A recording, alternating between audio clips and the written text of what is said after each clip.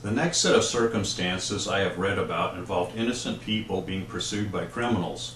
One case in point was a man driving on a freeway while being pursued by 3 other men attempting to force him off the road. He reached speeds of over 100 miles per hour to get away from these criminals. He eventually exited the freeway and pulled over to the side of the road. Then he got out of his car and stood waiting for them to come with this gun in his hand. The criminals did eventually come back down the freeway and found the exit where he went off. When they saw he had his gun in his hand, they drove past him. Nothing else happened to this person. I believe this person's actions were risky in a number of areas. It is very dangerous to reach speeds of 100 miles per hour. Once when I was 16, I had a 1968 Dodge Super Bee. The speedometer on the car showed it would go 150 miles per hour. As a 16-year-old, I was curious to see if the car would really reach this speed. I got on a freeway and got it past 150 miles per hour. I believe it was probably going 160 miles per hour. I was passing cars in the freeway which were going 70 miles an hour as if they were standing still. A very short time later, I exited the freeway and drove a mile to my destination. Upon reaching my destination, I noticed I had a flat tire. I shudder to think if I had had a blowout going 160 miles per hour. I learned my lesson with this incident. Even if people forced me off the road, I would not reach high speeds to elude them. The worst case that could happen if they are weaving in and out is that they would hit your car. However, this would not be as bad as if you were at a high speed and had a blowout. You could also run off the road and roll over. It is unadvisable for this man to stop, get out of his car, and produce his gun. I believe you should only draw your gun if you intend on shooting someone, not to try to intimidate them. What would have happened if these criminals had had guns? There would have been a shootout with 3 criminals against 1 innocent person. This is what I would have done in this man's situation. I would have proceeded along the freeway at a normal course of speed.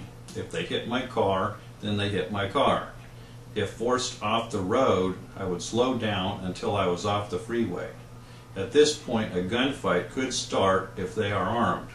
However, if my car could be driven, I would continue driving it. I would look for either a policeman or a police station. I would never stop as long as my car worked. I would never get out of my car and wait for criminals to find me. Another story I read with a similar incident was that of some criminals throwing objects at a person in his car. The man continued to drive for a long distance with the criminals following him. Finally, the man pulled to the side of the road and held his gun up for the criminals to see. These criminals immediately called the police and said that this man had threatened them with a gun. The police arrested him for brandishing a weapon, which led to a long, difficult journey in the legal system.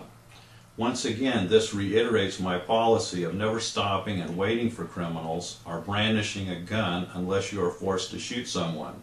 In that eventuality, I would only use my gun if I had no other choice. I had an interesting situation occur to me. It started one evening when a husband and wife came to consult with me at my office. This was the first time I had ever met them. They casually mentioned coming in separate cars. However, I paid no attention to this remark. The meeting of them lasted 30 minutes and then they left. I worked for an extra hour before leaving my office. It was dark at this time and I lived in another town. My driving route to the freeway had me turning right and left at different corners. One of my habits is to check my rearview mirror to see if someone is following me. After several turns, I started feeling there was someone following me. If you think someone is following you, an old custom is to make 3 right turns. If they are still back there, then you know for sure they are following you. After a few turns, I was sure someone was following me. I decided my course of action would be stopping under a very bright street light. I did this and then turned around to look to see who was behind me. It was quite a surprise to see that it was the husband who I had seen about an hour earlier. The wife had gone home. Apparently the husband decided to hang around outside my office and follow me home. I stared at the man for about 15 seconds, then I turned right and noticed that he turned left. After I had seen him, he must have decided that he could not follow me home. I have no idea what his intentions were.